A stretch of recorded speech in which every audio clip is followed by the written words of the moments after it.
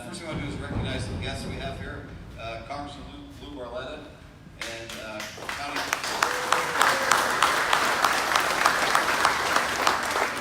Columbia County Commissioner Dave Kovach. And we also have some press here that was invited in. So anyway, that's where we'll start. I want to start out by giving everybody, including our guests and the people who have been with us for a long time, a brief overview of our company and our history here. So this factory obviously is old in certain areas. Part of it was made in the early 1900s. Strick Corporation, our parent company, purchased this building in 1972. So we've been here since 72. In around 2001, we changed our name for people who work here, the products we build. We changed from Strick to Cheetah because anyone who's familiar with it, Strick was getting ready to, our Strick portion was getting ready to be sold along with the Strick name, so we needed to have a new name for this company, and we chose Cheetah. Strick Corporation has 3 manufacturing facilities. We have Cheetah here in Berwick. We have Evans, which is a subsidiary of Cheetah Chassis in Sumter, South Carolina, and we have our factory that builds dry van trailers in Monroe, Indiana. So that's a real brief history on how long we've been here and who we are. So one of the things we're going to talk about today is growth, and I'm going to pick out some people, just give some examples on what this company has done for people over the years, because there really is a lot of opportunity here for people to not just come in, get a job and work, but to come in, get a job and grow. So as I read through the names, if everybody could just step forward, these people could step forward, and it's only some of the examples. These are people that have kind of grown through the organization over the years, and it's not to take away from the people we hired in directly, whether it's in engineering or purchasing, or the people that are coming in as a welder or an assembler. We respect everything that you all do, and I think you're some of the best workers in the state. I can start out myself. So I started here in 1974, and I started about 20 yards behind me operating a shear. Okay, so I've obviously had a lot of opportunity. Simon Brzezinski, where's Simon at? Way in the back. Okay. All right, so Simon started in 1978. He's our current vice president, and he started on the assembly line. Dave Koval. Hey, Dave. And apologies if I get any of this wrong. I think I got it right. But I think Dave started in 1986 as a welder, right? So currently he's a purchasing agent buying parts for the trailers that we build. Justin Eck. Justin, okay. So I talked to Justin about this yesterday. It was interesting. So Justin started in 1994, and I said, where'd you start? He said, I started as an assembler on the end of the line, installing tires at 28 trailers a day. So multiply 8 times 28, and that's a whole lot of tires. But currently Justin's working with the engineering department, developing our product configurator. Rob Steyer. Over there in the corner. Okay, Rob. So Rob started in 94 in the fab shop, and is currently our inventory control specialist at their cycle counter. Randy Krupp. Randy here? Oh, he's way in the back. I don't know if he's here or not. Anyway, so Randy started in 84 in the fab shop, and he's currently our IT person. Danny Fotz. Okay, Danny started here in 1986 as an assembler on the axle line. I told Kevin I wouldn't share that too much, but because he's looking for help there. So he's currently our maintenance manager. Jim Book. Okay, started in 88 in the fab shop, and our traffic manager today. Kevin Hest, Von Titus started in 2014 as assemblers and our production coordinators. And then one person who's not here, who many of you know, Al Weaver, who started in 1991, and he's our director of operations at our factory in South Carolina. So it just gives everybody a little bit of a flavor for the opportunities that this company's provided for those people, and there's much more available for other people who are willing to step up and go to that next level. So thank you all for that. So with that said, I'll make sure everybody understands, in particular the Cheetah Group, that we have current openings for team leads and assistant team leads, so we're always looking for people to step up there. I'll talk about the people that are behind me. And not everybody wanted to step up on the platform, but I appreciate what they've done. So we have a weld apprenticeship program that we put into effect at the beginning of this year. We've had about 20 people go through the program. We've paid a $2,000 sign-on bonus for the people who complete the program and learn how to be a welder. We also paid a $2,000 bonus to the people, the welders that was going to help train them and make them become efficient welders and workers on the line. So between that program, and we also, I think we have, Maxine, maybe, I don't know, 4 or 5 more people interested? At least, okay. So we're going to continue that weld apprenticeship program going forward, because there's no way we could have hired 20 welders off the street. And it's worked really well for us, and it gives us that opportunity to continue to grow. So totally we have about $90,000 invested in that program.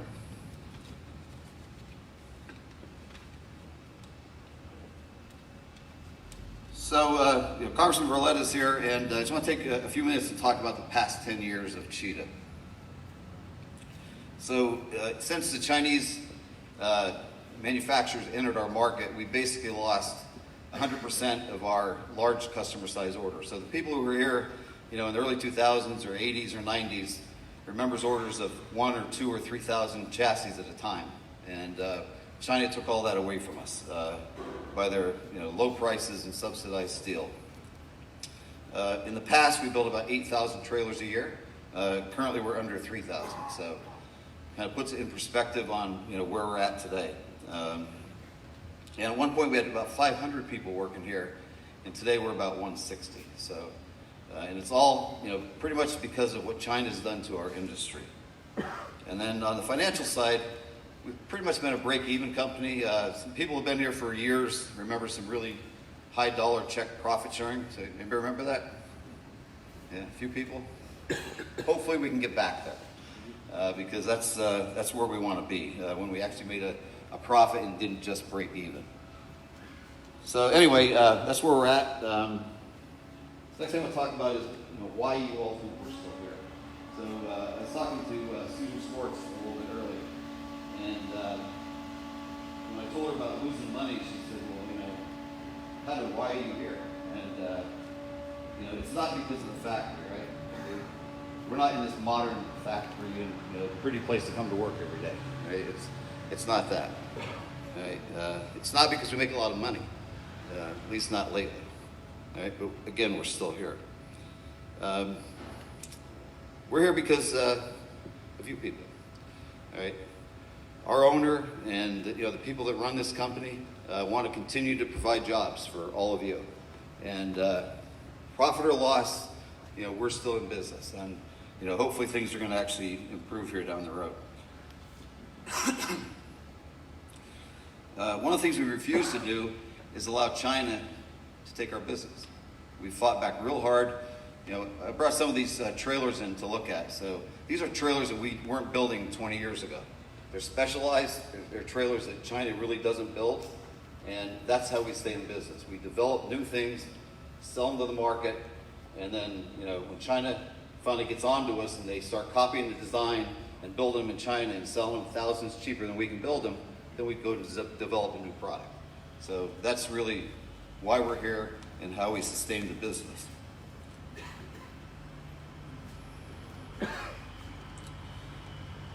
And most importantly, I guess, again, I talked a little bit about the welders behind me. I talked about the people who have kind of grown in the company. But the people that are here, and Congressman Barletta in particular, I just want to recognize that these are really the hardest working people in the state, at least I believe. We've had factories in Arizona, other factories in North Carolina, and I've been there. Simon, I think, has been to a few of them. You can't compare the workforce in this region with any place else in the country. So we really appreciate the hard work and the dedication of the people here.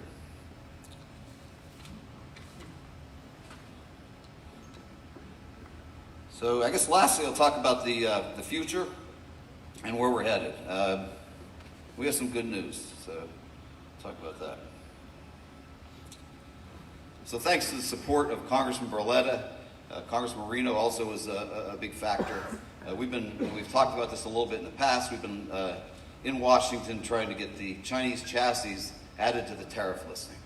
And with the support of Congressman Barletta, he's wrote letters, he's made phone calls, we were successful. And as a result, currently there's a 10% tariff on the chassis coming into the United States, and hopefully in January it goes to 25%. So with that tariff, we can now compete with the Chinese products. And as a result, it's going to help our business.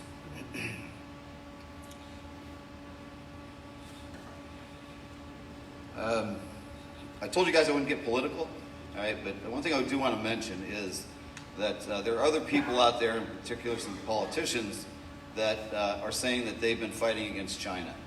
And we haven't seen that help. We've seen it from Congressman Barletta, right? We have the letters, we know he's made the phone calls, but some of the other people that are advertising that they've been fighting back against China, if they have been, it hasn't been in this industry. So I just want to be clear with that.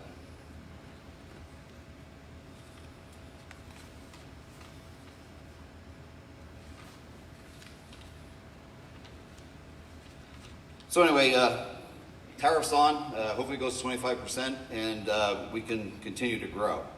So as far as what it means for us all today, we've hired about 50 people this year, probably more than that.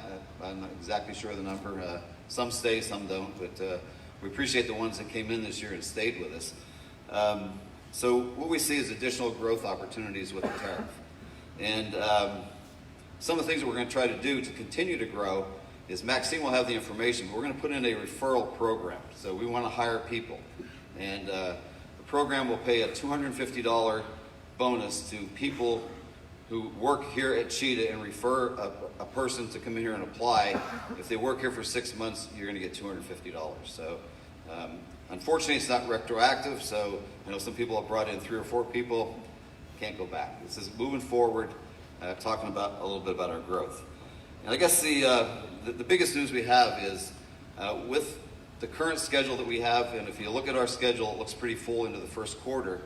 We're ready to make the announcement today, particularly while Congressman Barletta's here, that we're going to start a process to hire 80 to 100 more people. All right? What that means is we're going to put a second shift on, probably sometime in the first quarter. Now, we didn't think we would ever do that again because of China. But as long as we're being helped with our government to make it a level playing field, we're ready to take that step and hire those 80 or 100 people onto Cheetah to continue to grow our business. So thank you very much, Congressman Barletta.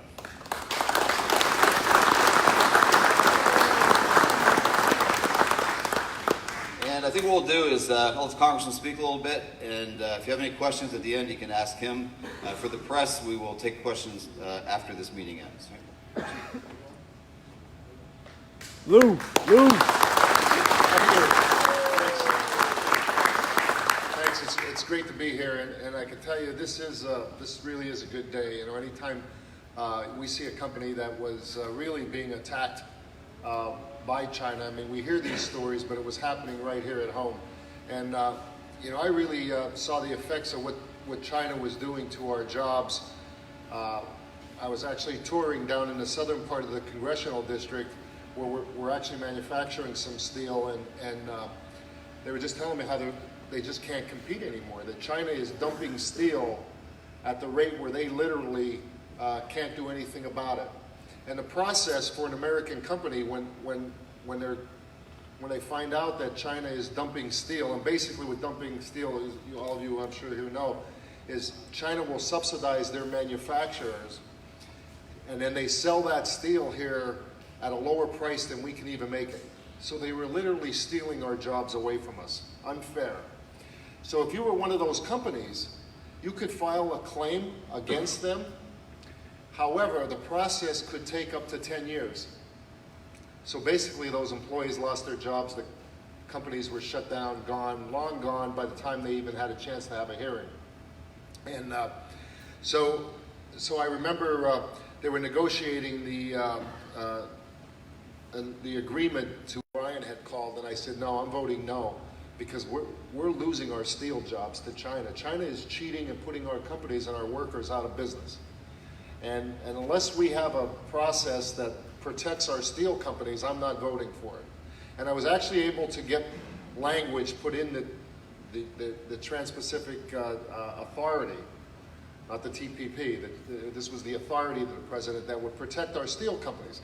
So then I came here and talked with Gary and found out that it wasn't only the steel that they were dumping chassis, building chassis and competing with our own workers right here in Berwick. And they needed help, and they needed something to do something about it. And I was glad that, with the help of Congressman Marino, that we were able to get the tariffs to protect these jobs here. And 10% is great and makes you competitive. We want to get them up to 25%. We're done. I mean, I think the word to the country now is you are not going to steal our jobs anymore. It is not acceptable that you're going to come in here and steal our jobs. And I disagreed with President Obama when he said, this is the new norm, manufacturing is gone in America. I don't accept that, and I think we're proving it right now that that's not true. There's not a country greater. We have the best employees. We have the best work ethic than anywhere in the world. And the only reason we were losing those jobs is because people were stealing them from us. We didn't have anybody that stood up with you and fought for you. And now we do. I was in business before I was mayor and before I went downhill into Congress. I understand what it's like. I mean, you were manufacturing 8,000 chassis here at one time, and that went down to 3,000. And then you were telling me you had 500 employees, and you went down to at one time 80 employees. I mean, this was a company that was literally an example of being shut down because of China, because of what they were doing. I got behind Donald Trump for the simple reason that I was tired of it too. I felt like most people back home, I was tired of companies coming in and countries coming in and taking away America's jobs, and nobody was standing up for America anymore. It seemed like if you said America first, somehow you didn't care about other people. But how about you? Who was caring about the families here that are trying to take care of their own families? And I wanted a business guy. I just wanted a business guy. I didn't care about the talking, the tweeting. I wanted somebody who actually understood business and was going to actually fight for us. And I'm proud to say that I did that, because I not only formed a good relationship with the president, but his policies are working. I mean, GDP last month was like 4.2%. Unemployment was at 3.9%. The lowest was. The stock market's at like the highest level it's been. Black unemployment's at an all-time low. Hispanic unemployment's at an all-time low. Women's unemployment's at a 64-year low. I can go on and on and on, all the metrics that measure our economy. And that the policies of lowering taxes so that businesses can grow, lowering regulations so we didn't put you at an unfair disadvantage against other countries. Just level the playing field and let the American work ethic do its job. They can't compete with us. There's no country in this world that can compete with American workers when we level the playing field. So the last thing that had to be done was to level the playing field on tariffs, on the fact that we're trying to sell our goods around the world in a global economy, and these countries are putting tariffs on our stuff, but yet they can sell into America and literally steal your jobs right from underneath you.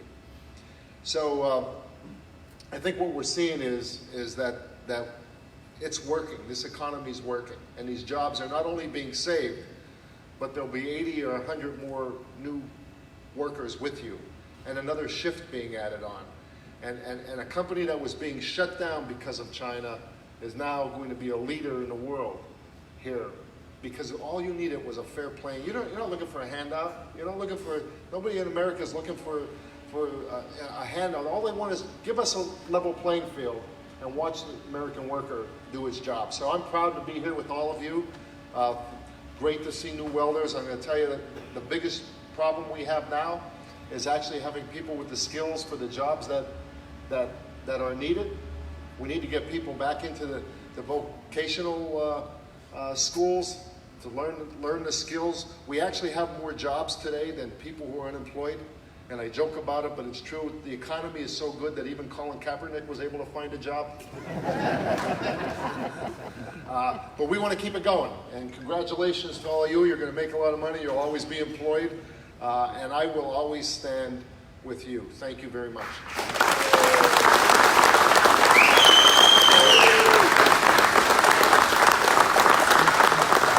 Thank you, Congressman. And I'm not sure if he mentioned it, but he is running for U.S. Senate. So everybody's aware of that. Yeah. Any questions for Congressman Lay? Any questions? Yeah, I have a question. The Senate right now is a very hostile place, especially when it comes to voting on some pretty important decisions. And it seems like it's very partisan, so everybody's voting right down the line. Except for some senators recently have been been bullied into voting the other way. I wanted to know if elected, would you be willing to stand your ground as far as the voting process goes and vote along with the Republican Party? Yeah, so most of you probably remember my time as mayor. We had a problem there where our city had an illegal immigration problem. I have no idea why, but we did. And our population grew by 50%, but our tax revenue stayed the same, which means there were people who weren't paying taxes but were getting services. And that was unfair. And it was also depressing the wages of the American worker. When somebody's willing to come in and work under the table and work for less than you're working for, it ends up depressing your wages. And I had to take a stand because I was trying to protect people in Hazleton. And I did it before anyone else in America did it. And I stood there and never backed down. I was called every name in the book. I was pressured. I mean, you have no idea what I went through. No politician would come near me, not one. They didn't want any part of me because I was saying something that no one else was saying. But I was saying because I was right. I wasn't saying it because I don't want immigrants. This is a country of immigrants. We want immigrants in America. But we want them to come here legally. Come here legally. And again, it's unfair to the immigrants and it's unfair to you to have somebody walk in, and I understood that. So I never backed down. I don't have to talk. I think I've proven by the fact that I'm going to stand up for the American people. I'm going to stand up for what we believe in America. And you can say what you want. I mean, think about Pennsylvania. Where's our opportunity? Where's our jobs? Our jobs right now, we have such an opportunity in energy. And I know you're making some chassis here for the gas industry. So those energy jobs are affecting us right here in Berwick. That's our future. We have so much natural resources under our feet here in Pennsylvania between coal, and if I could just talk about that for a minute too, because people sometimes forget about anthracite coal and we shouldn't. But because of the natural gas, Pennsylvania could be a state among nations. We can be a leader in the world, and that means manufacturing jobs. That's our future. That's where, when we talk about, well, why will our kids want to stay here in Pennsylvania and our grandkids? That's why. Because these are the jobs that we can create today that will make sure that the next generation are taken care of. The difference between me and Senator Casey is he's against those jobs. That's Pennsylvania jobs. These are Pennsylvania working jobs. So I think you got to look at what's best for us here, what's best for Pennsylvania, who's going to represent you better. Forget Republican and Democrat. That doesn't mean a pinch of crap. What matters is who's going to fight for you, who's going to fight for your kids. This good economy is great for everybody. I mean, we want to take care of our seniors. When people are working, when you hire 80 or 100 more people, you know what that means? More people are going to be paying into Social Security. More people are going to be paying into Medicare. That's how we take care of our seniors. We grow the economy. And you don't grow the economy. You can't claim that you like jobs but want to kill the job creator. That's like saying you like eggs but you want to kill the chicken. Well, you can't get eggs without the chicken. And you can't get jobs without the job creators. And so the philosophies of what matters here. So listen, anybody that watched any of this Kavanaugh stuff last week, it was sad. It was sad and embarrassing. It was sad and embarrassing what's going on. It's so partisan. They don't care what's good for the country anymore. It's like As long as it's against the president, that's what we're going to do. And that's not good for, we want to do what's good for America, and I've already proven that. Questions? Now that the tariffs are on at 10%, and you're saying that it will go to 25% in the beginning of the year, will that still stay in place, or will that somehow disappear? It'll disappear if we elect the Democrats again, because everything we're doing is going to be reversed. Your taxes are going to go up over $2,000. I mean, everything that we're doing, they were against. They don't understand. It's not government that it's you. It's people. Let people grow. Let businesses grow. Grow the economy. That's the secret. How do you grow the economy? You level the playing field. Level the taxes. Level the regulations. Level the tariffs. And watch what happens. And here's a way. I'm gonna deliver this message to the president, because here's a perfect example of a business that was really struggling to stay on because of China cheating. But when you add in the tax cuts, when you add in the lowering of regulations, when you add in telling these rest of the countries, you're not going to steal our jobs anymore with unfair tariffs.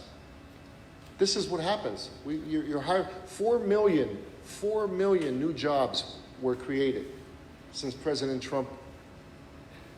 Not only that, 4 million people came off of food stamps since President Trump is there. So think about that. This was folks that were dependent on the government, now have a job. They don't need food stamps anymore. They can take care of their own families. Why would we want to stop that? Why would we want to reverse it? It's not even like they agree a little bit with what we're doing. They hate everything that we're doing. They hate everything that we're doing. And that's what's at stake in November. Because if we want to stop dead in the tracks of what's happening, I'm going to tell you what's going to happen. They get in, they're going to impeach Donald Trump. That's what they're going to do. And the economy's just going to, that's going to be the end of it. You're going to have 2 years of hearings and fighting, and you're going to watch the stock market go down, and people are going to lose their retirements. It's an important election because it's the policies, it's not the people. Forget me, it's the policies that are working. Just give Americans a fair shot, and you will outwork anybody in this world. Questions? Yeah, first of all, thanks for being here, and thanks for you and Congressman doing these efforts for us. You mentioned the stock market.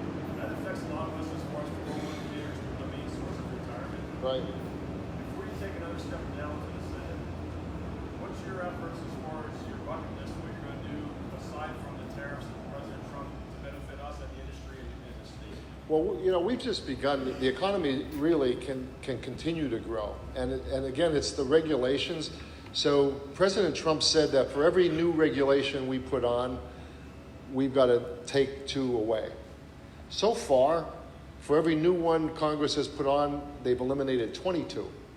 And I think that has a big deal. We've got to make the tax cuts permanent because they're not permanent, so they're going to go away.